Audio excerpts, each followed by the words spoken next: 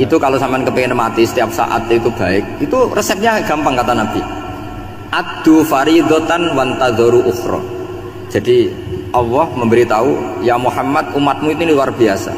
Jadi misalnya tadi kita sholat subuh, ditanya, Bahak kamu sekarang ngapain? Nunggu sholat duhur ya. Setelah sholat duhur ditanya lagi nunggu apa asar.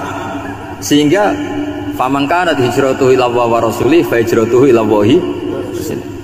Jadi kalau ya sudah ini tak ijazahkan, kalau setelah sholat subuh nunggu apa? Duhur. Setelah duhur nunggu. Sehingga ketika kita mati itu statusnya penunggu sholat. Tapi kamu kan enggak miskin, kenapa? Penunggu kaya. Ya itu enggak masuk surga ya. Perlawan dalam Islam karena tadi enggak ada sesuatu yang mubah kecuali saat dilakukan berakibat meninggalkan keharaman. Mudah sekali. Pernah Imam Syafi'i dikasih tahu, separuh dari kampung Anda itu enggak suka kamu. Ya bagus lah. Kenapa? Oh nak rukun malah bakal utang katanya gitu. Kira-kira yang utang itu yang rukun apa yang neng-nengan? Yang rukun. Jadi enteng saja. Masyhur itu makalahnya Imam Syafi'i. Waman asaa ilaika faqad atlaqaka. Orang yang berbuat buruk sama kamu berarti membebaskan kamu. Kalau saya sedang neng-nengan sama Habib Hasan Toha Putra, beliau naik Alphard nggak nawarin saya sah karena baru neng-nengan. Tapi kalau sedang rukun malah harus repot mana? Rukun sama tidak rukun? Repot rukun sebetulnya. Jadi Imam Syafi'i itu happy saja. Kalau sedang rukun sama tetangga ya dianggap rukun itu satu kenikmatan. Sedang tidak rukun ya dianggap satu kenikmatan. Jadi orang dulu itu serilek itu melihat dunia. Kalau kita kan enggak, ego. Wah saya ini suami kok dimarahin istri. Wah ini egonya bangkit. Padahal egonya bangkit itu ada kebodohan di situ. Yaitu seorang rektor didikte seorang istri, seorang makhluk. Apalagi kalau Anda daftar wali itu tidak akan jadi wali. Ini wali kok tunduk sama makhluk. Karena didikte apa? Makhluk. Maka Imam Ahmad ketika tetangganya bully gitu ya santai saja, beliau happy. Ketika pemuda tadi eskal janggal, kenapa kamu nggak tersinggung ya Ahmad? Memangnya saya harus tersinggung gimana? Kan tak panggil tidak jadi, tak panggil tidak jadi. Hei pemuda, saya ini tidak punya urusan dengan kamu. Saya nuruti kamu karena perintahnya Allah. Saya senang melakukan perintah Allah, harus berbaik sama kamu. Sampai 3 kali. Jadi kebahagiaan ini pula yang harus kita latih dalam melakukan ketaatan. Tapi kalau kita sudah tidak bahagia dengan taat itu bahaya sekali. Obsesi saya terbesar atau cita-cita saya terbesar memang setiap ngaji saya ingin orang mukmin semuanya itu bahagia. Dengan bahagia itu mereka tidak neko-neko ingin mencari kebahagiaan lewat jalur apa maksiat.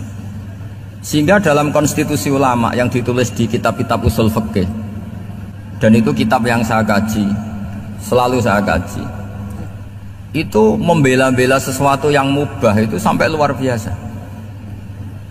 Karena melihat mubah itu, misalnya Anda tidur itu berstatus mubah. Anda bermain catur berstatus mubah. Anda rileks sama teman jagongan semalam dengan teman rektor atau dosen atau yayasan, itu melihatnya bukan mubah tapi tarkul maksiyah.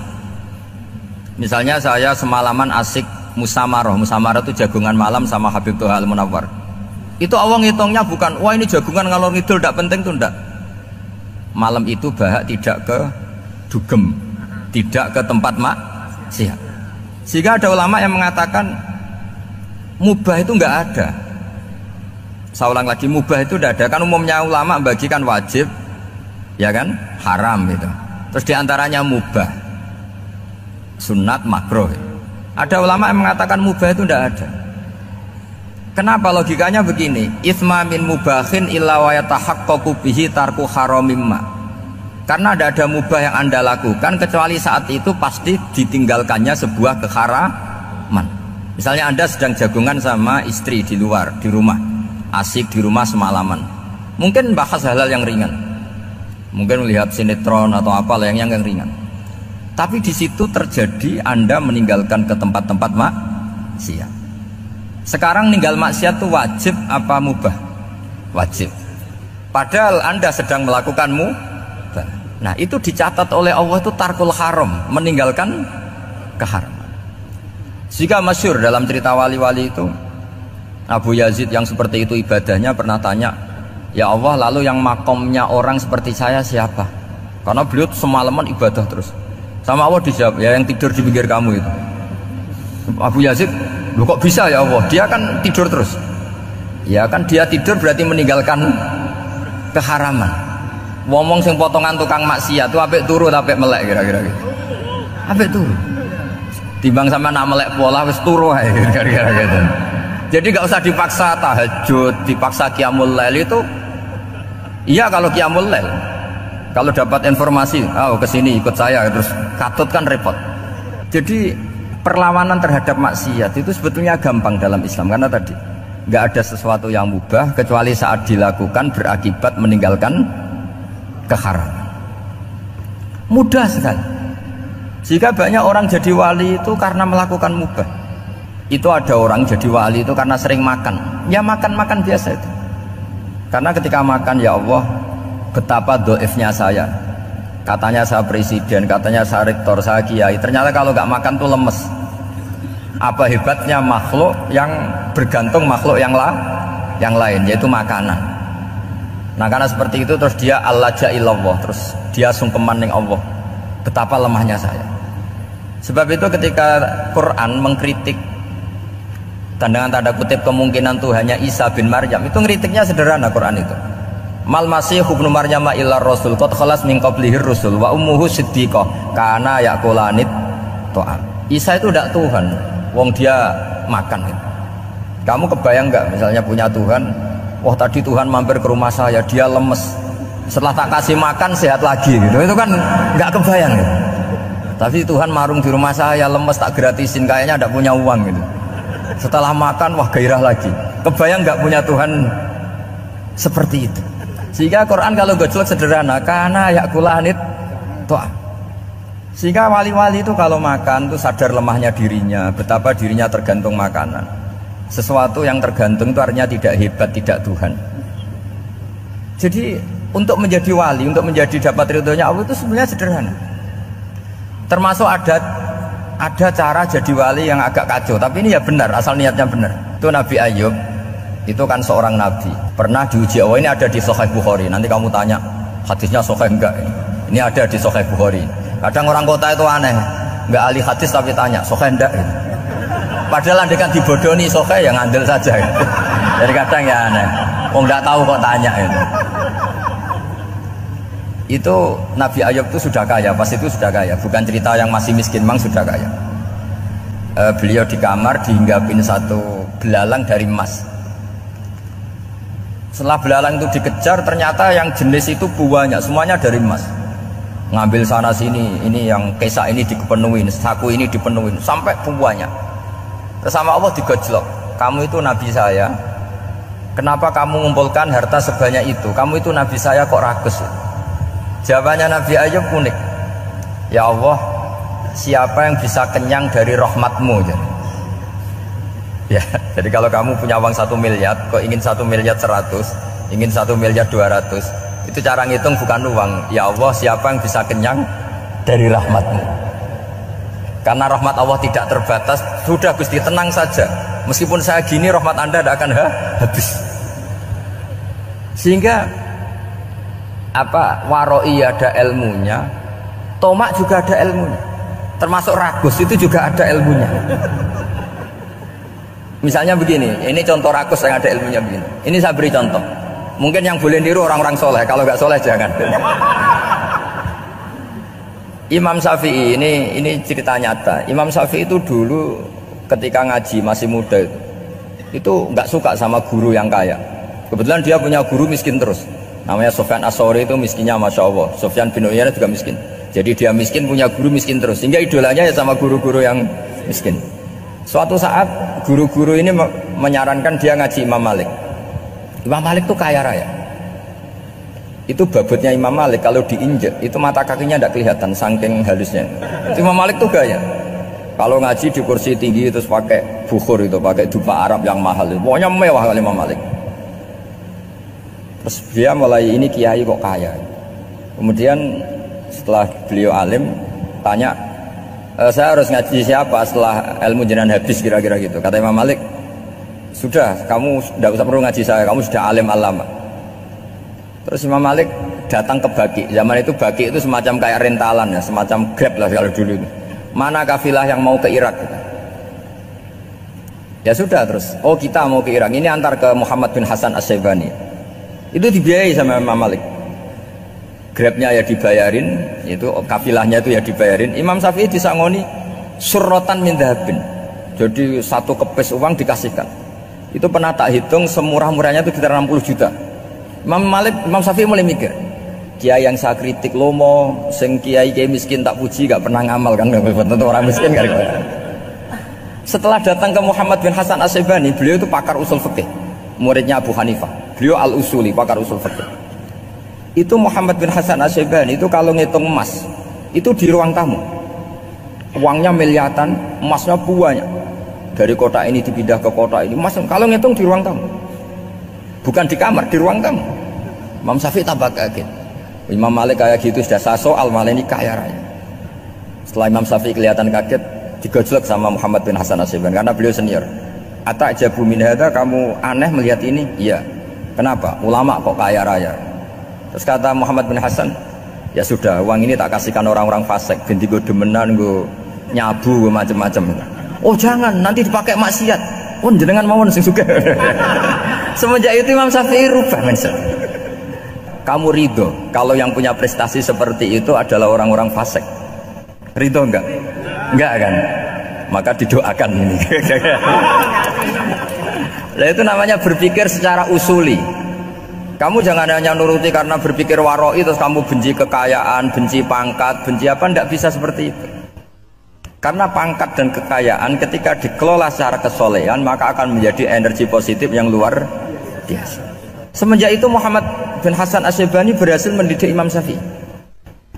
Sampai akhirnya keterusan Imam Syafi'i berpendapat kalau orang Islam bisa bikin rumah tingkat kok punya rumah reot itu haram kata. Akhirnya keterusan. Kalau bisa jadi bupati kok jadi ketua RT juga haram. Karena al-Islam ya'lu wala yu'la alaih. Islam itu luhur bukan bisa diluhurin. Sehingga rata-rata orang Syafi'iyah termasuk kiai-kiai Indonesia itu rata-rata ya agak-agak politikus. Ya agak-agak kedonyan, mungkin sebagian ya kedonyan tenan gitu loh. Karena gak ridho gitu loh kalau kesempatan itu dikuasai orang fasik kemudian menjadi kekuatan maksiat. Coba kalau bupati itu orang yang fasik, kemudian programnya supaya rakyat seneng semalaman dangdutan yang purno misalnya, supaya rakyat seneng dibolehkan dugem, dibolehkan judi. Tapi kalau yang jabat orang soleh kan ada beberapa perda yang menolak penyakit apa? Masyarakat. Jadi kamu jangan melihat bahwa kepangkatan ini hanya sebagai alat korupsi, alat otoriter, enggak. Asal kena orang soleh, maka ini menjadi energi kesolehan atau energi positif. Sebab itu ketika Allah muji para nabi yang soleh, diantaranya disifati apa? Faqad ataina ala Ibrahim al-kitab wal hikmata, terus ayat wa atainahum mulkan azim. Dan Nabi Ibrahim dan keluarganya tak kasih kerajaan yang besar. Nah sekarang masih banyak orang yang cara pandang menyoal seperti itu salah secara usul fikih. Karena secara usul fikih kesempatan yang baik tentu harus diperjuangkan oleh orang-orang yang soleh. Karena ini supaya jadi otoritas yang positif. Itu dulu ada latihannya. Jadi orang dulu itu gampang sekali ketika milih miskin ditanya, kenapa miskin? Saya ingin hisab saya ringan. Tapi ketika mereka kaya yang soleh, supaya harta ini tidak dipakai orang yang nanti dipakai maksiat. Kita misalnya orang soleh kok mau pangkat, karena kita ada ridho kepangkatan itu dipegang orang maksiat, kemudian menjadi energi maksiat. Begitu juga seterusnya. Maka ulama dulu itu rileks. Sampai Syekh Nawawi Al-Bantani itu nanti bisa dicek di tafsir Qul hal yastawil ladzina ya'lamuna wal ladzina la ya'lamun. Beliau muji-muji ulama. Kemudian ada seorang yang agak hasud mungkin. Tanya begini. Hebatnya ulama itu begini-begini. Terus ditanya, tapi kenapa kita sering melihat ulama ngantri proposal di rumahnya bupati kan? Sementara bupati nggak pernah datang ke ulama ngaji ihya. Jawabannya Imam Syekh Nawawi itu unik. Ya karena ulama itu tahu gunanya uang, sehingga nyari uang untuk pondok, untuk masjid. Sementara bupatinya tidak tahu gunanya ilmu, maka tidak pernah ngaji. Jadi ya ringan saja. Jadi ya sudah seperti itu. Jadi kalau ada ulama kedonyan, anggap saja karena tahu gunanya uang. Jadi kenapa ulama ngantri di kabupaten, bukan bupati ngantri di ulama? Jawabannya karena ulama tahu gunanya uang, sementara bupatinya nggak tahu gunanya ilmu. Ya kira-kira gitulah. Ada ustadz tidak ganteng, kesensem rondo cantik, karena tahu gunanya ustadz itu. Artinya tahu gunanya kalau saya nikah nanti punya anak jadi gus, kan dia kiai gitu. Tapi rondone raro gunanya dia karena miskin gitu. Jadi ulama dulu itu rileks, menafsirkan apa saja itu rileks, termasuk saat terpojok itu rileks. Karena semuanya dianalisis pakai ilmu. Sehingga ciri utama wali itu apa? Ala inna awliya Allahi la khaufun alaihim walahum yahzanun. Enggak ada rasa takut, enggak ada rasa gampang. Karena melihat sesuatu itu gampang saja. Seorang lagi melihat sesuatu itu gampang saja, ringan. Saya beri contoh ya betapa pentingnya mindset ya, cara berpikir. Orang itu menjadi kikir itu karena nganggap hidup itu lama dan uang itu penting. Kalau zaman Nabi itu sederhana kalau melihat hidup. Pernah suatu saat Nabi itu punya jatah makan, karena Nabi itu hidupnya juga pas-pasan. Jadi Nabi itu unik. Beliau di satu sisi kaya raya, bisa ngurmat Abu Hurairah, Ammar, Suhaib. Ashabu Sufa itu dirawat Nabi semua. Itu kan kaya, bisa ngerawat sekian orang. Tapi di sisi yang lain untuk pribadinya beliau miskin. Kadang nggak bisa makan hari itu. Tapi di saat yang sama bisa merawat Ahlus Sufa. Jadi keliru kalau orang hanya cerita Nabi itu miskin, untuk makan dirinya aja susah. Itu keliru. Kelirunya kalau tidak diteruskan, tapi Nabi mampu menghidupi Ahlus Sufa. Singkat cerita jatah makannya Nabi itu dikasihkan orang ketika Nabi tanya, ya Aisyah, makanan jatah saya di mana? Oh ya Rasulullah, tadi ada orang minta tak kasihkan, maka makanan itu habis. Apa kata Nabi? Kamu salah Aisyah. Yang kamu kasihkan itu justru yang masih. Ya, yang kamu kasihkan itu justru yang masih. Sehingga Nabi menganggap, makanya Nabi terus ngendikan. Ya kalau mukhatabnya lelaki ya kira-kira begini. Wahallaka min malika illa ma akalta fa'afnaita walabista fa'ablaita. Terus hanya watasoddaqta fa'abqaita, kata Nabi. Harta kamu ya kamu makan kemudian ke WC jadi kotoran, atau punya pakaian mewah nanti rusak. Watasoddaqta fa'abqaita. Ada yang kamu sedekahkan, yaitu yang abadi sampai akhir. Sehingga banyak pengusaha yang mencintai saya setelah tak ajari hadis itu, misalnya punya uang 1 miliar karena dia spekulan atau pedagang rawan bangkrut, disedekahkan ke masjid 50 juta, yaitu yang abadi. Jadi kalau suatu saat bangkrut, dia masih punya uang 50 juta di akhirat. Jadi Nabi itu mengajari sedekah itu apa? Ya sedekah itu pengabadian uang. Kalau kita kan enggak, bilang sedekah itu nguras uang. Itu pikirannya setan, dan pikirannya orang Islam. Itu cara berpikir setan, bukan cara berpikir umat apa? Sehingga Sayyid Ali Zainal Abidin itu kalau ada orang minta, kemudian beliau ngasih, itu beliau bilang gini, marhaban biman hamala zadi ilal akhirah. Matur nuwun nggih jenengan sembeto sangu kula nate. Jadi dianggap teller saja. Orang yang minta uang beliau itu dianggap tukang nyatet bank ini. Karena sudah ditabungkan, ya sudah. Kalau kita kan enggak, wah pengemis itu ganggu gini-gini. Kecuali pengemis profesi ya mungkin kita agak-agak enak. Pada zaman akhir itu ada pengemis apa? Profesi. Jadi repot teman. Terus tak beri contoh lagi kebahagiaan ketika kita milih Islam moderat. Islam kita diajarkan guru-guru kita, utamanya oleh guru kita Mbah Maimun. Saya juga sering ketemu beberapa ulama dunia, termasuk Habib Umar. Saya juga ikut sowan ke sini pas beliau sama Habib ini Hasan Toha Putra di sini sama orang-orang moderat. Itu cara berpikir juga luar biasa indah. Beliau pernah cerita ya, beberapa ulama lah, banyak yang cerita itu. Saya pernah diceritani seorang alim ketika ada orang ekstremis itu mau ngebom di tempat maksiat. Kebetulan yang maksiat itu kebanyakan ya orang Islam, karena di negara yang mayoritas Islam. Ditanya sama Syekh Sa'rawi. Syekh Sa'rawi itu mufassir top di mana? Mesir. Ini mau tak habisin karena mereka orang Islam kok maksiat terus. Terus ditanya sama Imam Sa'rawi, laumatu ala khini ma'asihim aina masiruhum. Kalau mereka mati dalam keadaan maksiat, mereka kemana? Ya ilan nar, mereka pasti masuk neraka. Terus ditanya sama Imam Sa'rawi, Wahal masiruhum ilan nar muradun nabi amlah. Punya umat maksiat kemudian mati masuk neraka, itu yang diinginkan Nabi apa enggak? Ya tidak aja. Ya sudah, enggak usah dibom, ditunggu tobatnya kata. Karena kalau mati dalam keadaan itu ke neraka, dan itu tidak yang diinginkan Rasulullah Shallallahu Alaihi Wasallam. Terus ekstremis ini menjadi tobat, tidak berpikir ekstremis pasti.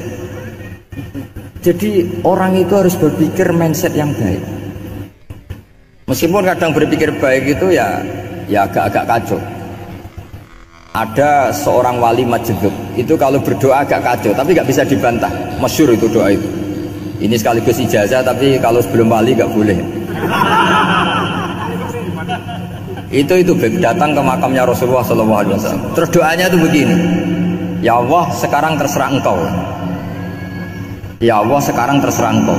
Jika saya kamu jadikan orang soleh, jika saya engkau jadikan orang soleh, maka surra habibuk, maka kekasihmu ini senang. Yang susah musuhmu yaitu setan. Tapi kalau engkau menjadikan saya orang fasik, maka yang susah kekasihmu, yang senang musuhmu. Jenengan punya dua pilihan itu. Wah itu kan doa tapi kayak teror itu. Ya jadi berdoa di Raudhah. Wah itu mesti mandi itu karena agak-agak maksa Tuhan itu.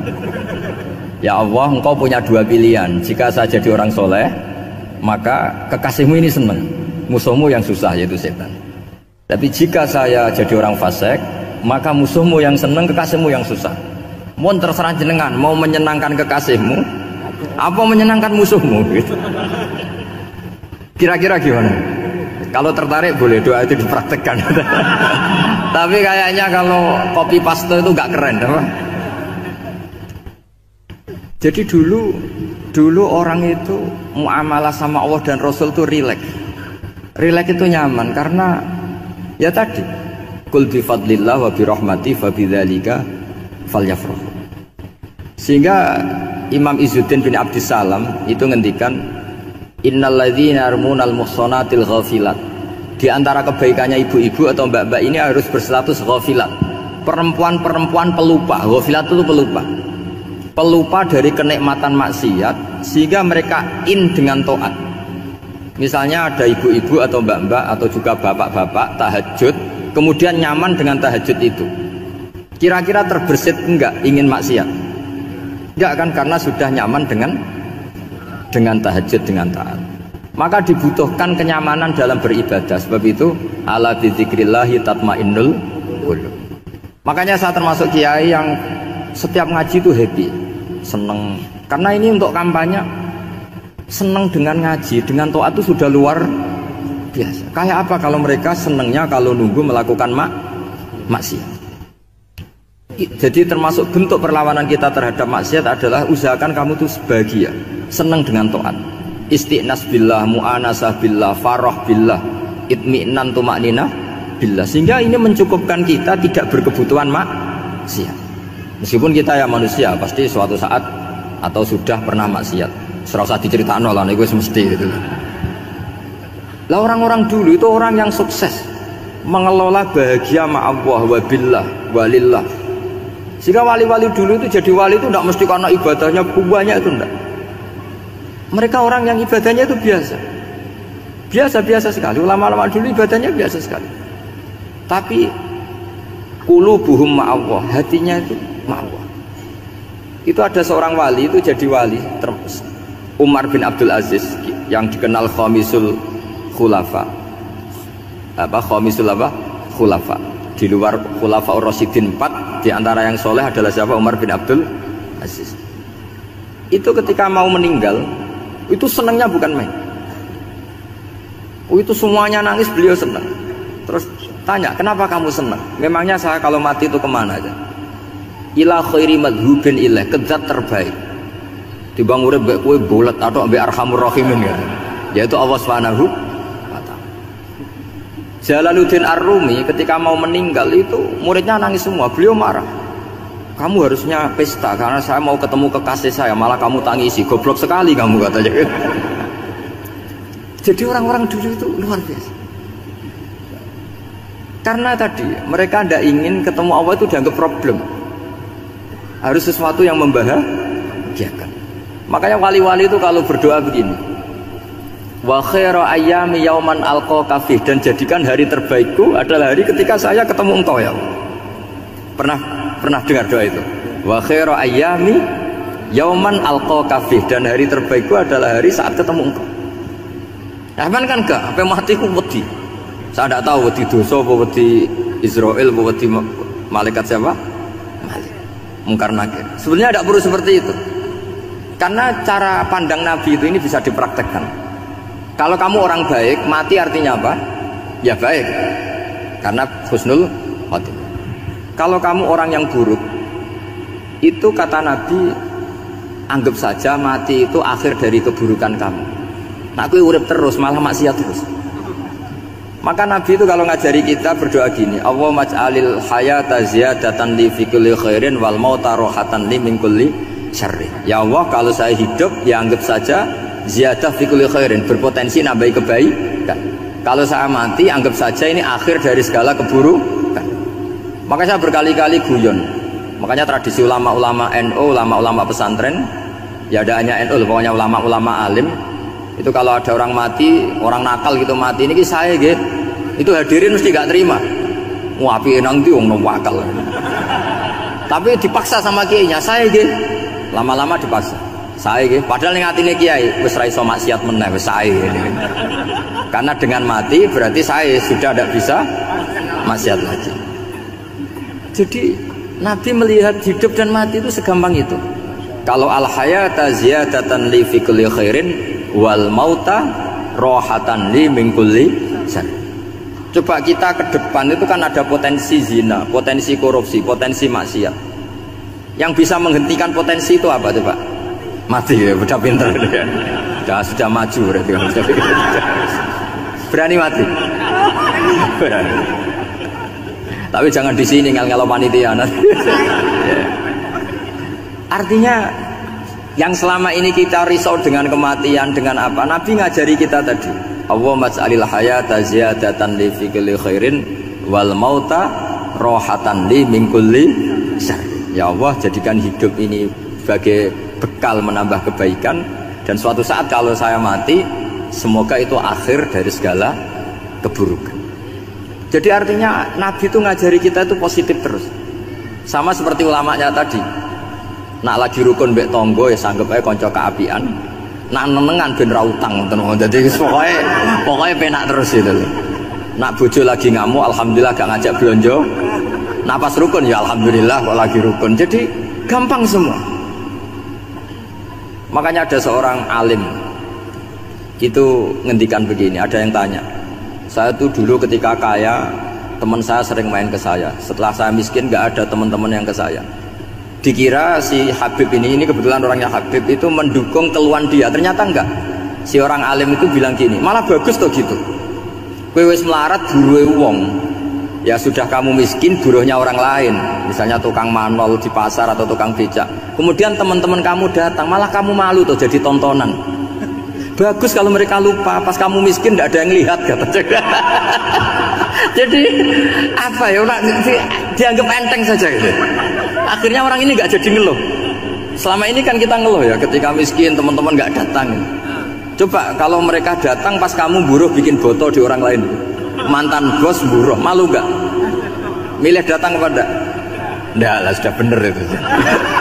Jadi ulama dulu itu makanya sering baca biar tahu solusi hidup. Jadi ulama dulu itu gampang sekali melihat kehidupan itu, gampang sekali, indah, gampang. Sekarang tuh enggak. Orang itu cara berpikir nuruti nafsu, itu yang bahaya. Makanya Quran kritik ara'aita man ittakhadha ilahahu hawa. Orang yang cara berpikir itu nuruti hawa nafsu. Kalau zaman Nabi, zaman sahabat, zaman ulama itu enggak seperti itu. Sehingga cara berpikir itu mudah. Makanya kata Nabi, absyiru ya ma'syarul muslimin, kata. Kamu harus senang ya ma'syarul muslimin. Allah sekarang buka pintu langit yang sebelumnya nggak pernah dibuka. Dan Allah yubahi bikum malaikatah, dan Allah membanggakan kamu kepada para malaikatnya. Kenapa?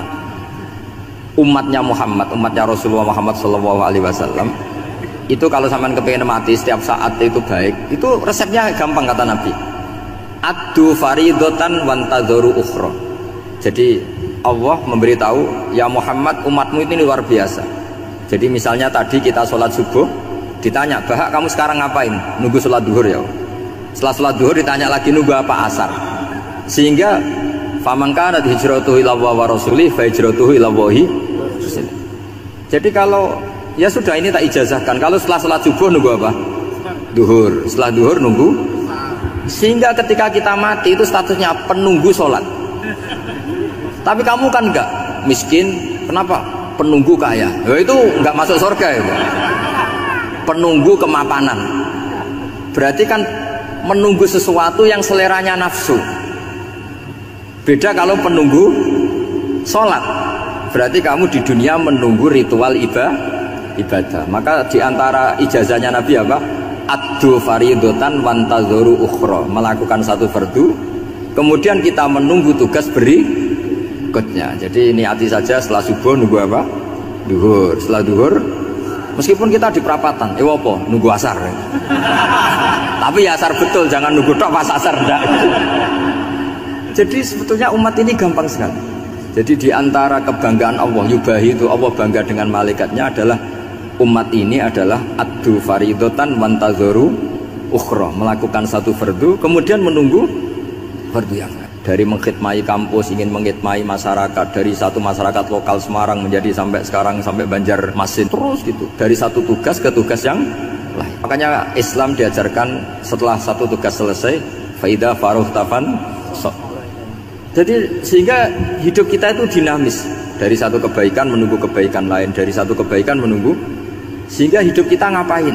Nunggu satu kebaikan. Ini sudah masuk faman kanat hijratuhu ila wa rasulih fa hijratuhu ila wahi wa rasulih. Sehingga orang bayangkan kalau kita direkam Allah, Gusti kula ampun mati nak dereng sugih, wis melarat puluhan tahun, sakit, nunggu sesuatu yang sifatnya nafsu, kepengin sugih. Sugih tok aja cukup. Tahu burono wong sing tahu ngenyek ndekne lho, itu kan urung-urung wis dendam. Saya belum mau mati sebelum kaya dan buruhkan orang yang pernah melecehkan saya. Wis ngono akhirnya mati urung sugih. Berarti wis fakir matine hasud. Mau itu ngenes dunia akhirat kan kira-kira seperti. Kamu santai aja kalau fakir berarti meringankan hisab karena ada banyak harta. Yang mau dihisab papanya enggak punya apa-apa. Jadi saya mohon sekali ya, Islam itu mengawal kebahagiaan. Sebab itu sampai bahagia itu menjadi perintah Islam, kul bi fadlillah wa bi rahmati fa bidzalika falyafrahu. Karena dengan bahagia bitaat diharapkan orang Islam itu tidak bahagia atau cari kesenangan lewat jalur apa maksiat. Sehingga ciri utama wali apa? Ala inna auliya Allahi la khaufun alaihim wa lahum yahzanun. Sehingga ulama dulu itu rileks-rileksnya, termasuk yang saya ceritakan tadi, Imam Ahmad, Imam Syafi'i, itu melihat apa saja rileks. Ya tadi kalau disenangi orang ya barokah, punya kawan kebaikan. Nak dineng ya barokah dineng di gedingi tonggo rada utang, ngeranjuk tulung gitu. Jadi rileks saja. Masyhur itu Imam Syafi'i ngendikan, waman asaa ilaika faqad atlaqaka. Orang yang berbuat buruk sama kamu, hakikatnya adalah membebaskan kamu. Atlaqo itu apa? Membebaskan. Enak gak jadi hidup gitu? Kalau kamu kan enggak, kok gedeng aku salahku apa? Malah kamu ujub dong, orang kok enggak tahu salahnya. Kamu jadi suami, istrinya ngomel, kurang apa saya sebagai suami? Ya kurang banyak, enggak ganteng, enggak kaya, ada ini. Malah kalau diterangkan malah parah toh. Ya sudah, rileks saja. Kalau dia ngomel ya tadi, alhamdulillah dapat pahala tanpa apa? Biaya. Terus ngomel kan butuh energi, paling yang tidak kuat 3 jam. Nanti juga berhenti apa? Sendiri. Terus ambil nilai positifnya. Misalnya ngomel sama suaminya, bagus lah. Kalau ngomel sama tetangga malah kayak apa gitu aja. Udah. Jadi ulama dulu itu gampang sekali melihat hidup. Rasulullah ya gitu, melihat hidup tuh gampang saja. Ketika tanya, ya Aisyah apa ada sarapan? Tidak ada ya Rasulullah, ya sudah saya tak puasa. Jadi enteng saja. Kadang-kadang beliau ingin puasa, ya puasa sunat, ada sarapan nggak jadi puasa. Rileks. Nabi itu rileks. Kalau ngajari kebaikan juga rileks. Nah sekarang itu banyak orang yang karena mungkin kurang baca, Islam tuh kayak menjadi aturan yang bengis, yang repot, yang mengekang. Itu tidak seperti itu. Yuridu wa bikumul yusra wala yuridu bikumul usra. Allah menghendaki agama ini mudah. Sehingga ada sahabat di Imami Mu'ad itu baca Baqarah. Sahabat ini pekerja petani, mufarokoh ditinggal. Ketika Mu'ad lapor, ya Rasulullah ini ada orang munafik, tengah-tengah sholat mufarokoh saya ditinggal. Yang disalahin itu tidak yang ninggal tapi Mu'ad. Afattanun anta ya Mu'ad, kami itu tukang fitnah. Masa ngimami petani pakai surat Baqarah? Jadi yang disalahkan ini imamnya. Kalau kamu jadi imam, sholatnya ya yang cepat. Makanya terus banyak orang kecepatan karena tadi. Jadi Nabi itu enteng sekali. Jadi apa ya, Nabi itu beda dengan yang kita bayangkan, beda. Nabi pernah ngaji di masjid, kemudian ada tetangga lewat pakai cangkul ke kebun. Semua sahabat gerutu, ini orang tidak benar, ada Nabi ngaji ditinggal saja ke kebun, tidak ikut ngaji. Jawabannya Nabi, tidak, itu bagus, itu ikut sunnah saya. Kenapa ya Rasulullah? Dia kerjanya nyari halal, dan untuk menghidupi keluarganya itu juga ajaran saya. Sehingga yang ngaji ya ajarannya Nabi, yang nggak ngaji karena kerja mencukupi keluarga juga ajarannya Nabi. Segampang itu. Oh, kalau kayaknya kamu kan, wes gak roh akhlak kan gitu. Nabi rileks saja nggak gini. Sampean bisa lihat itu di Ihya di bab Fadhailul Kasbi. Udan niku rahmat. Jadi nak sampean melayu saking udan berarti melayu saking napa? Rahmat. Cara berpikir niku udan niku rahmat. Terus termasuk tobat sing sah. Niku dawuh Imam Ghazali kon adus nganggo banyu udan sing ceblok langsung. Mergo nak liwat kenteng kadang kentenge iku hasil sumbangan proposal. Terus mun sing langsung mawon, sing liwat plastik mun mboten mandi niku.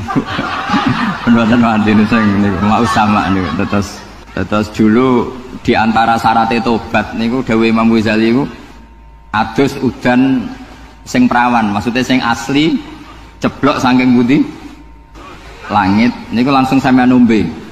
Nak tepak nggih tobat, nak mboten tepak nggih lara niku. Mergi asli.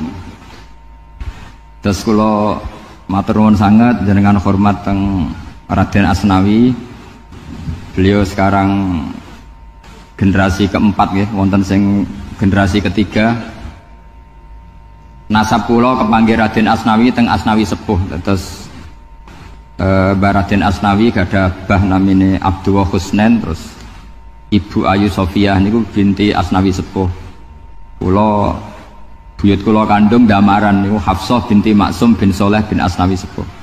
Kenapa saya cerita zuriyah nggih? Dados satu peradaban. Ini bahasa Indonesia mawon nggih. Kersane gaul. Satu peradaban itu yang bisa bangun itu zuriyah. Zuriyah itu komunitas gen. Meskipun nanti komunitas gen itu bisa disadap atau dibajak oleh orang-orang yang tidak gen, jadi agak ilegal tapi itu sah. Karena sampean bisa misalnya kalah nasab sama saya, misalnya bilang nanti ketemu di Nabi Adam saja Gus gitu. Nanti pasti kita ketemu di siapa? Nabi Adam. Terus kedua, kekalahan nasab itu udah abadi, karena nanti setelah jenengan ditanya di kuburan bapak kamu siapa, itu disuruh jawab Nabi siapa? Ibrahim. Terus kekalahan nasab sampean nanti berakhir di kuburan, karena nanti dijawab siapa bapak kamu, disuruh jawab siapa? Nabi Ibrahim. Jadi yang punya bapak Karmen apa itu sudah selesai, sudah nggak dipakai lagi. Nanti pakai siapa? Nabi siapa? Ibrahim. Nah, kenapa saya cerita bahwa nasab gen itu akan disatukan oleh satu visi ilmiah yang objektif. Gini ku dawuh Nabi Yusuf, wattaba'tu millata abai Ibrahim wa Ishaq wa Yaqub. Terus dawuh Nabi Yusuf, maka nalana an nusyrika billahi min syai'. Jadi saya ngikuti leluhur saya. Ini dengerin ya, saya ngikuti leluhur saya, yaitu Nabi Yakub bin Ishak bin Ibrahim. Leluhur saya itu siapa? Maka nalana an nusyrika billahi min syai', yaitu keluarga besar yang tidak pernah melakukan kemusyrikan. Ya, keluarga besar kami punya tradisi tidak pernah melakukan kemusyrikan. Dan bahkan itu dibahasakan tidak mungkin kita ini melakukan kemusyrikan. Maka nalana itu kira-kira kalau bahasa Indonesia itu kita ini tidak mungkin melakukan kemusyrikan. Nah, kenapa demikian? Itu berangkat dari logika yang permanen. Disebut yusabbitu Allahu alladziina aamanu bil qouli tsabiti fil hayatid dunya wa fil akhir. Logika permanen itu begini misalnya. Kita ini kan hidup dari bapak dari ibu terus sampai Nabi Adam. Kemudian setelah Nabi Adam ini berakhir, kemudian kita mau tidak mau berpikir Nabi Adam itu siapa? Terus diterangkan ternyata Nabi Adam itu satu makhluk hidup yang mulanya dari tanah. Lewat wahyu Allah, lewat titah Allah kun, kemudian jadi manusia yang bernama Adam. Sebelum Adam ada bumi, ada langit, ada cakrawala, macam-macam. Kemudian itu kita rumuskan lagi, asal usulnya adalah tidak ada. Adamiyun makhdun. Akhirnya kita tahu bahwa alam raya ini diwujudkan setelah dari tidak ada. Nah, tentu terus kita berpikir dari tidak ada menjadi ada itu pasti penyebabnya adalah sesuatu yang ada. Nah, yang ada itu disebut wajibil wujud. Karena wajibil wujud ini wujud sendiri, nggak ada saingannya. Karena Allahu wala syai'amahu, Allah ada dan tidak ada pesaingnya. Maka kita ini berpikir nggak mungkin ada kekuatan manapun yang menyamai Allah, sehingga nggak ada Yesus mungkin menyamai Allah, nggak ada Fir'aun, nggak ada Lata, nggak ada Uzza. Makanya disebut maka nalana an nusyrika billahi min syai'. Kita ini tidak mungkin melakukan kemusyrikan. Sama nggak usah tanya saya, Gus, tapi orang menjadi musyrik itu kan mungkin. Jawabannya itu tetap nggak mungkin. Kemusyrikan itu satu teori yang nggak mungkin.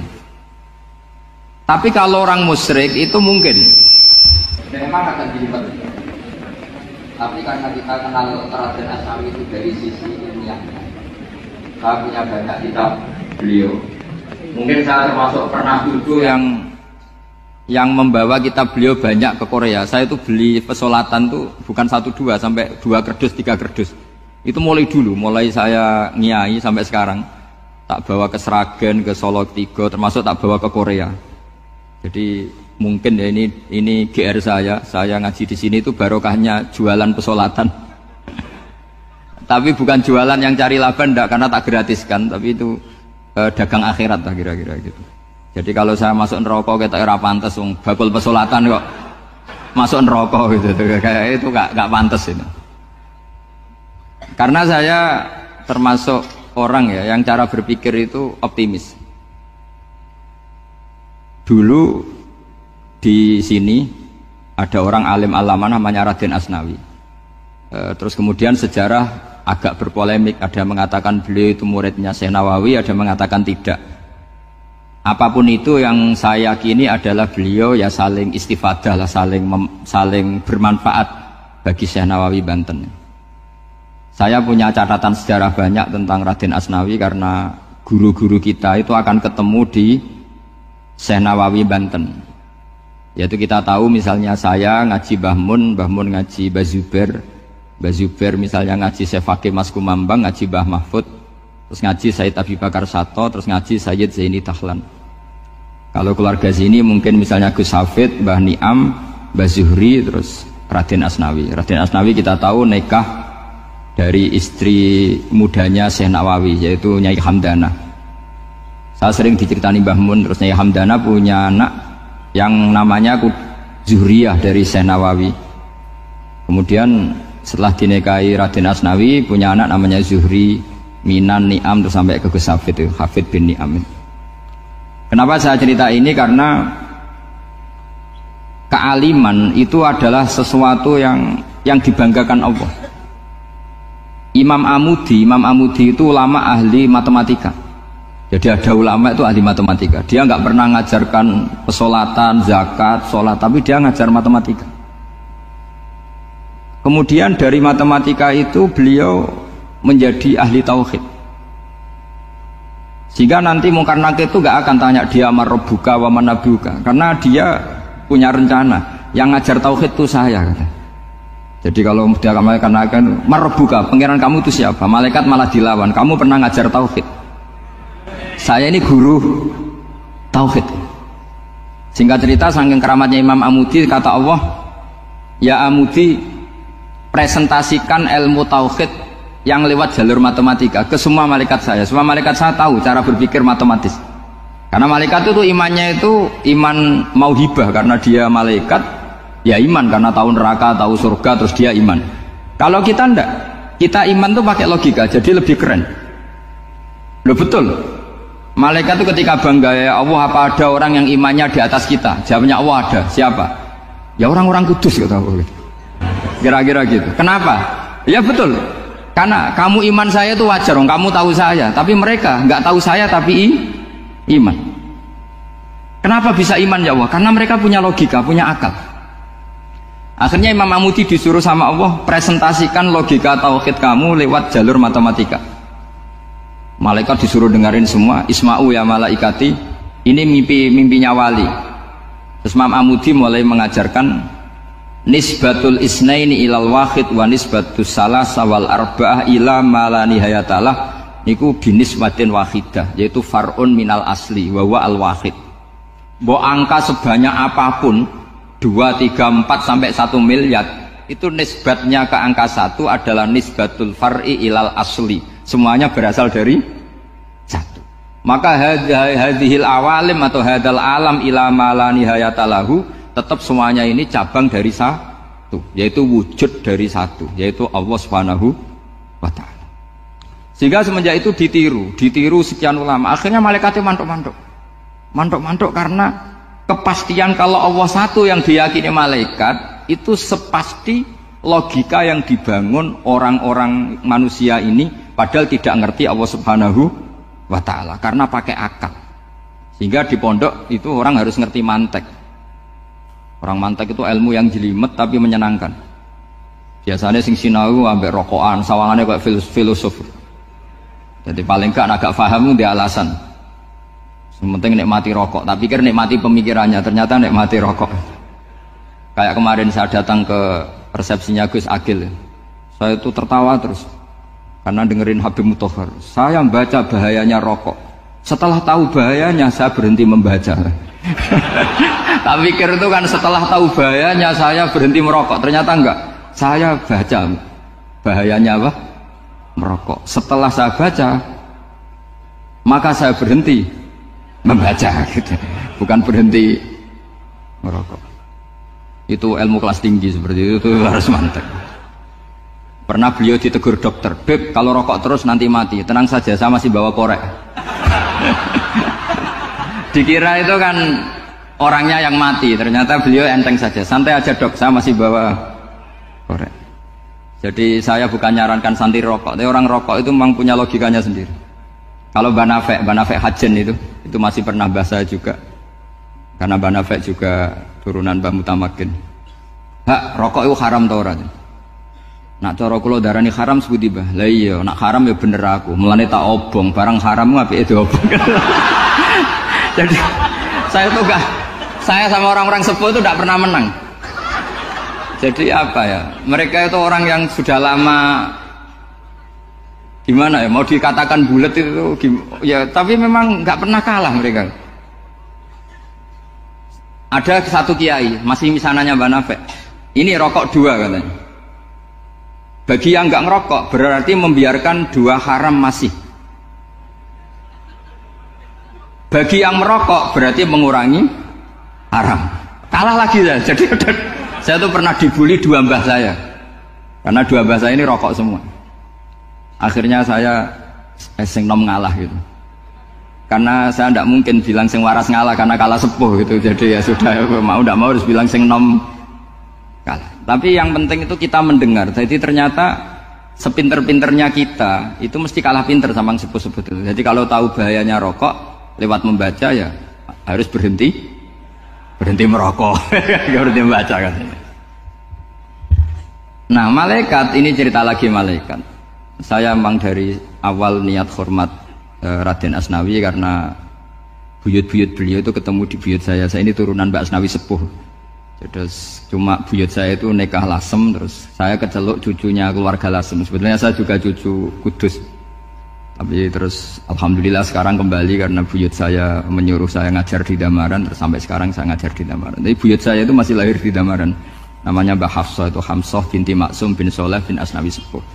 Sama seperti nasab di sini Raden Asnawi, Mbak Abdul Husnan, terus Nyai Ayu Sofiyah, terus Mbak Raden Asnawi.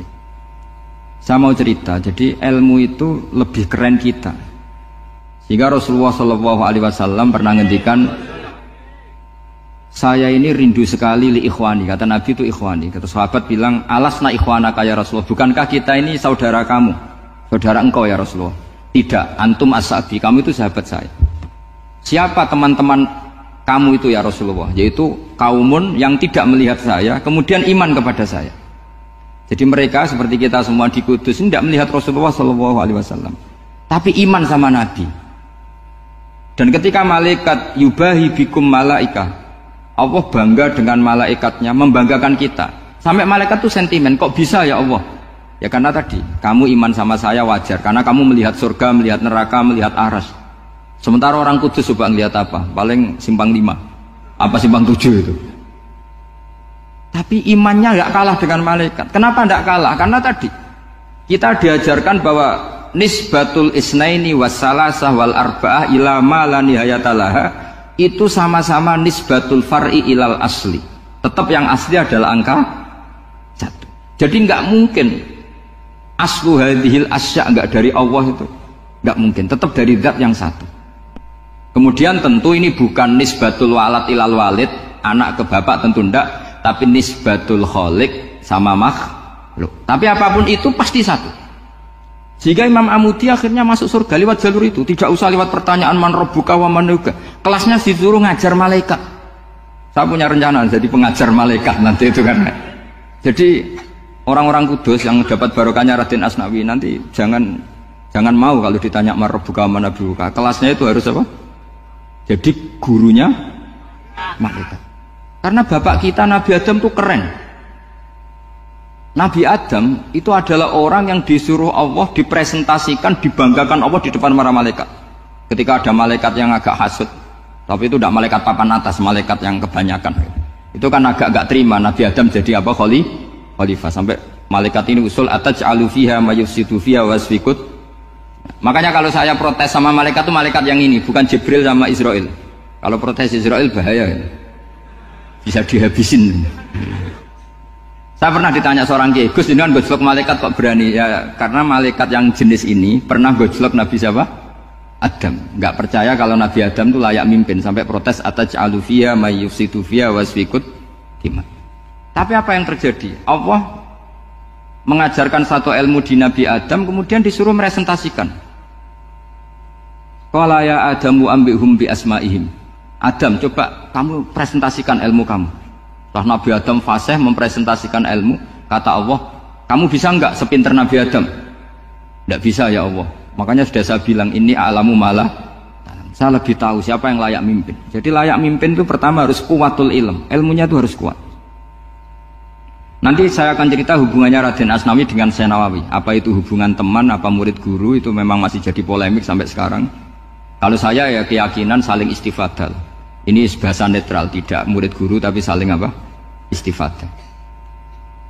Kata Syekh Nawawi dalam tafsir Munir itu, ilmu itu nomor 1. Sehingga beliau setiap ada ayat fa inna hisballahi humul ghalibun, beliau pasti menafsiri bil hujjah wal barohin la bis saulah. Sama ingat betul takbirnya, memang saya hafalkan. Tapi bukan untuk modal pidato, boten. Modal sebagai wong alim. Kalau pidato gampang. Pidato itu semua orang bisa. Kalau jadi orang alim itu tidak gampang. Lebih susah lagi wong alim berpidato. Itu kalau nggak pernah mbah saya tidak mau. Karena memang saya terkenal nggak suka pidato. 1 memang nggak bisa. Nomor 2 tidak ingin. Nomor 3 ya rugi. Karena pidato itu nasib-nasiban itu. Kalau nasib baik kamu tidak paham itu, wah Gus Ba ilmunya tinggi sehingga kita tidak paham itu kalau nasib baik.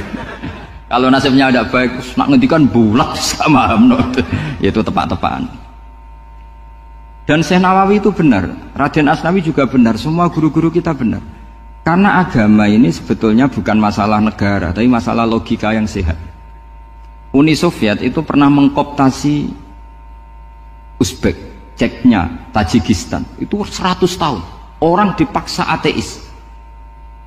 Tapi orang-orang Uzbek, saya sering ketemu lama Uzbek, kadang ketemu di Korea, kadang di Malaysia.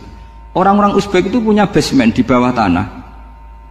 Kemudian di bawah tanah ini mereka ngajarkan tauhid. Ngajarkannya ya gampang. Misalnya ini sesuatu yang ada, iya ini. Ini ada penciptanya enggak? Ya ada. Siapa? Tukang katanya. Yang penting itu enggak ada logika bahwa sesuatu yang ada disebabkan oleh ketiadaan. Lah orang komunis, orang ateis itu orang yang mengatakan alam ini didahului oleh nihilisme, oleh adamiyah. Masuk akal enggak sesuatu yang ada, penciptanya sesuatu yang tidak ada. Sehingga orang anak-anak Uni Soviet itu enggak pernah kepikiran membenarkan ateis, itu enggak pernah. Bareng Uni Soviet ada itu Glasnost Perestroika itu kemudian hancur, semuanya langsung menjadi negara Islam, termasuk Uzbek, Tajikistan, karena diajari ilmu. Bahwa ilmu itu yang nggak pernah kalah oleh negara. Sehingga saking pedenya Rasulullah SAW ketika Sulhul Hudaybiyah, ini agak jelimet tapi gampang dicerna. Sulhul Hudaybiyah itu satu perjanjian yang semuanya merugikan Rasulullah. Yaitu kalau orang kafir masuk Islam disuruh kembalikan ke kafir, karena kafir itu bagi mereka habitat. Islam itu hal yang baru. Tapi kalau orang Islam menjadi kafir, nggak boleh kembali Islam, berarti kembali ke habitat. Semua perjanjian itu merugikan. Sampai masyhur Sayyidina Umar protes ke Rasulullah, jenengan masih nabi. Itu kan ekstrim tanya. Jenengan sampai sekarang masih nabi? Ya, saya masih nabi. Kenapa tanya demikian? Karena semua perjanjian merugikan Islam, menguntungkan orang apakah? Kafir. Semua sahabat sebetulnya persis Sayyidina Umar protes, kecuali Abu Bakar. Lama-lama akhirnya di antara perjanjian itu berbunyi begini. Tapi saya minta satu hal. Orang boleh mendiskusikan Islam tanpa tekanan. Itu saja permintaan Nabi. Orang boleh mendiskusikan Islam secara bebas, tidak tertekan. Karena orang-orang kafir melihat itu hal yang biasa. Ya nggak masalah Muhammad. Akhirnya orang diskusi. Islam itu apa sih? Islam itu orang yang menuhankan Allah. Allah itu siapa? Zat yang menciptakan langit dan bumi. Lama-lama orang kafir berpikir, wah keren. Tuhannya Muhammad bisa bikin langit dan bumi. Tidak kayak Tuhan kita, malah kita yang bikin. Jadi mulai debat itu mulai. Terus ada yang cerita lagi. Saya pernah loh nyembah Lata, pas itu dikencingi luwak. Masa ailahun yabulu ali sa'laban, masa Tuhan kok dikencingi luwak? Terus yang agak-agak ahli kitab ya diskusi lagi. Wah kayaknya Yesus tidak Tuhan lah. Masa Tuhan kok kelaparan, lemes, wah repot nanti. Jadi makanya Allah ketika gojlok wa ummuhu siddiqah kana yakulani ta'am. Mal masihu ibnu Maryam illa rasul qad khalas min qablihir rusul wa ummuhu siddiqah kana yakulani. Coba paradok ndak misalnya. Kamu didolani Nabi Isa terus ketok lemes. Kenapa? Tuhan, saya agak sakit keroi dulu. Itu kan enggak kebayang itu. Punya Tuhan yang sakit setelah makan sehat terus. Kan enggak kebayang seperti itu. Ketika Nabi punya konsep Tuhan, Tuhannya Muhammad itu siapa? Yaitu zat yang la awalalah, zat yang pertama. Lalu Tuhan itu siapa? Tuhan itu yang menciptakan langit bumi. Tuhan itu siapa? Yang memulai segalanya. Lama-lama mereka berpikir, wah kalau gitu yang benar itu Islam. Maka kata Imam Zuhri, Syihabuddin Az-Zuhri, fama kana fathun fil islami a'dzama min sulhil Hudaybiyah. Innama kana an-nasu yatafadhaluna fil hadis wal munaza'ah. Semua teks riwayat itu ada kata wal munaza'ah. Orang bebas ngomong dan berdebat. Munaza'ah itu berdebat.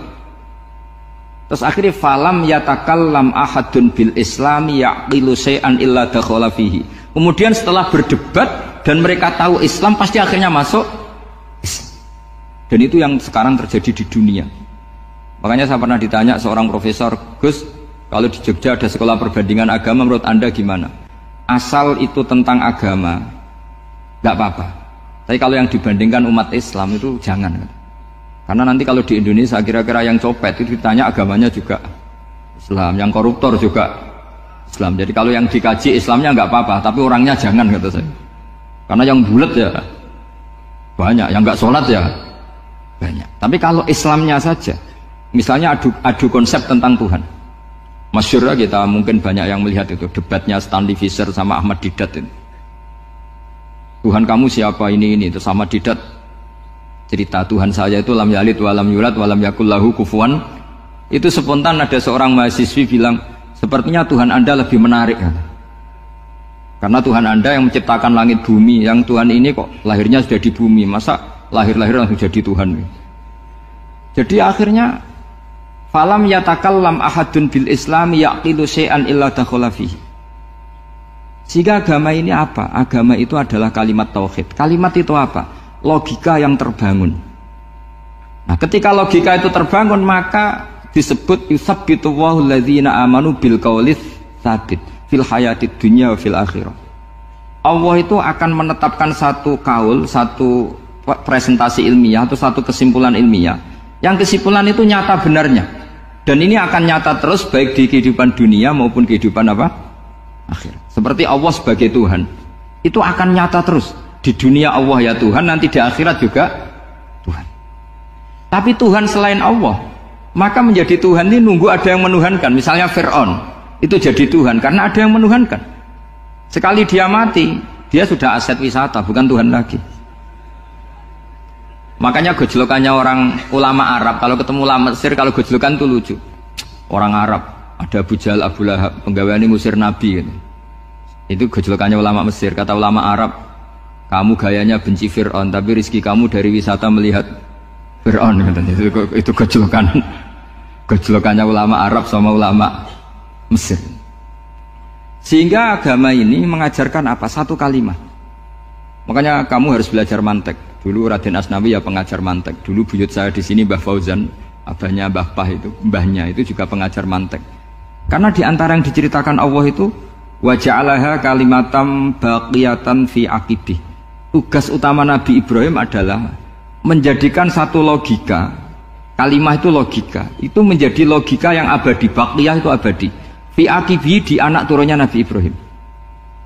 Misalnya begini, saya beri contoh ya. Misalnya saya mengatakan teh ini hitam, itu menjadi kalimah karena diucapkan, tapi tidak menunjuk hakikat karena tehnya berwarna apa? Kuning. Sehingga Quran kalau menyalahkan orang kafir itu ngendikannya kaburas kalimatan takhruju min afwahihim. Omongannya orang kafir itu menjadi kalimat karena diucapkan dari mulutnya. Kenapa menjadi kalimat? Karena diucapkan tapi tidak menunjuk hakikat. Seperti orang mengatakan 2 ditambah 2 itu 10. Itu kalimat, tapi kalimat yang salah karena tidak menunjuk hakikat. Seperti orang kafir mengatakan Tuhan itu 3. Itu kalimat karena diucapkan, tapi tidak menunjuk hakikat. Tapi ketika seseorang mengatakan Allah itu Tuhan, Tuhan itu satu, itu disebut kalimatu haqqin 'alaiha nahya wa 'alaiha namut. Temriki tahlilane wa 'alaiha napa wa biha. Wa 'alaiha napa wa biha. Waliha ya, ada yang tahlilan wabiyah, itu nggak tahu sanatnya dari mana, pokoknya ada yang waliha, ada yang biha. Kenapa dikatakan kalimat tauhid? Karena kalimat yang dari kesimpulan berpikir. Dan agama ini dibawa Nabi Ibrahim itu untuk membawa kalimat tauhid. Ciri utama kalimat tadi, kamu yakin seyakin-yakinnya bahwa nisbatul snaini wassalasah wal arba'ah ila ma la nihayatalaha itu kanisbatis nain ilal wahid, yaitu semuanya far'un minal asli, aslinya adalah wahid. Sehingga di kitab, saya pernah ngaji Mbah Mun, namanya kitab Al-Husunul Hamidiyah, itu dikarang oleh ulama-ulama sekarang, itu diajarkan di MGS. Ini mbah-mbahnya Gus Akil, pendirinya madrasah MGS. Itu ada gambarnya di situ. Di situ ada gambar piramida, ada gambar hewan, ada gambar pohon. Kata yang ngarang, gambar sedetail ini, sejelimet ini dimulai dari nuktah wahidah, tetap dimulai dari satu titik, dan ini disebut nuktatil wujud. Jadi mbak orang kudus sebanyak ini tetap dimulai dari satu orang, yaitu Adam. Adam dimulai dari ketiadaan. Lalu siapa al-mujid? Pewujudnya siapa? Hanya Allah Subhanahu wa ta'ala.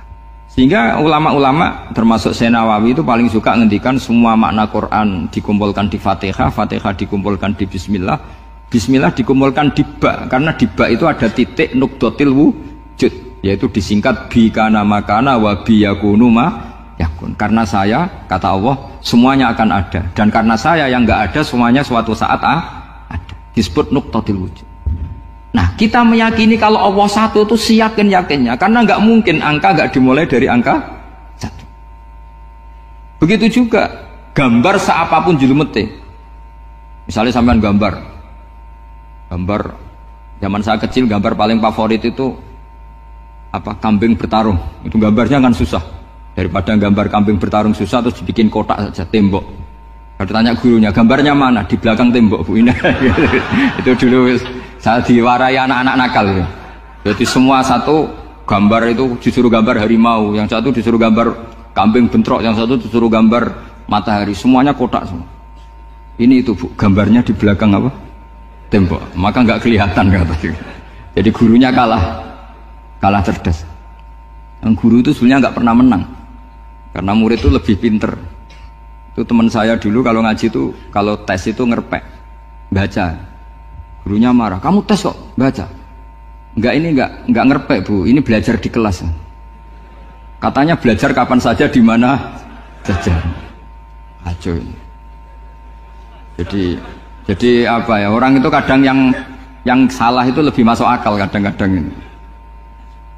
Saya teruskan ya supaya ini dapat barokahnya Raden apa? Asnawi. Saya mohon sekali ya, kalimatul haqqin itu harus kamu jaga. Caranya jaga ya tadi. Kalau kamu tidak bisa ilmu mantek, misalnya al-alam mutaghayyir wa kullu mutaghayyir hadis la budda min muhdits, itu kan jelimetan. Pakai saja teori umum bahwa gambar apapun jelimetnya itu dimulai dari satu titik. Karena nggak dimulai dari satu titik, tidak bisa. Maka alam apapun jumlahnya nggak terhingga, tetap dimulai dari al-wahidul qahar, yaitu satu titik. Yaitu dalam konteks tauhid tentu itu Allah Subhanahu wa ta'ala. Sehingga Nabi Ibrahim itu orang paling sukses bikin waja'alaha kalimatam baqiyatan fi aqibi. Terus Nabi Muhammad begitu, sahabat begitu, sampai kita sekarang diajari ilmu mantek. Ilmu mantek itu logika yang nggak terbantahkan. Karena mau tidak mau. Kata Imam Syafi'i, fa innal uqula muttarratun ila qabulil haq, karena akal akan dipaksa menerima kebenaran. Dan itu yang terjadi di Uni Soviet. Dikoptasi 100 tahun untuk berfaham ateis, dilawan oleh ilmu, tetap menanamkan ilmu tauhid, ilmu mantek. Ketika Uni Soviet secara politik runtuh, semuanya menjadi muslim, termasuk negara-negara yang dulu dikoptasi. Maka kamu tidak usah kecil hati di Indonesia, apapun rusaknya negara ini, asal kita cara bertauhid benar, insya Allah tetap meninggal husnul khotimah. Karena sudah janjinya Allah, yusabbitu walladzina amanu bil qaulis tsabit. Sing jelas itu nomor satu tuh al qaulis tsabit. Memang itu logika yang masuk akal. Jadi jangan kira semua orang ditanya amar rabbuka, ndak. Banyak ulama yang nggak ditanya. Masyhur itu dalam cerita keramat-keramat. Ada guru tauhid ngajarin tauhid. Setelah ditanya mungkar nakir, Imam Malik datang. Kamu nanya ini, man rabbuka man nabiyuka, kamu tahu ini guru Umul Barohin yang tukang ngaji tauhid. Guru tauhid kok ditanya apa? Tauhid. Malaikatnya nggak jadi tanya. Dan saya percaya cerita-cerita seperti itu karena secara umum itu ala inna auliya Allahi la khaufun alaihim wa lahum yahzanun lahumul busyra fil hayatid dunya wa fil akhirah. Artinya kalau wali itu kok ditanya mungkar nakir berarti ngalami ketakutan. Karena di situ kan digambarkan mungkar nakir itu sewangar, bawa godam. Kalau yang tanya nggak bisa dipukul sampai ajur sak walang-walang. Pokoknya ceritanya kan seru seperti itu. Nah itu kalau betul begitu terus ayat la khaufun alaihim wa lahum yahzanun kayak apa? Makanya dalam kitab Nashihul Ibad itu ada cerita ini. Sampean boleh nggak sependapat dengan saya, tapi semoga nasib sampean nanti digebuki malaikat. Karena orang itu akan mengalami seperti yang dirasakan. Ana indadzoni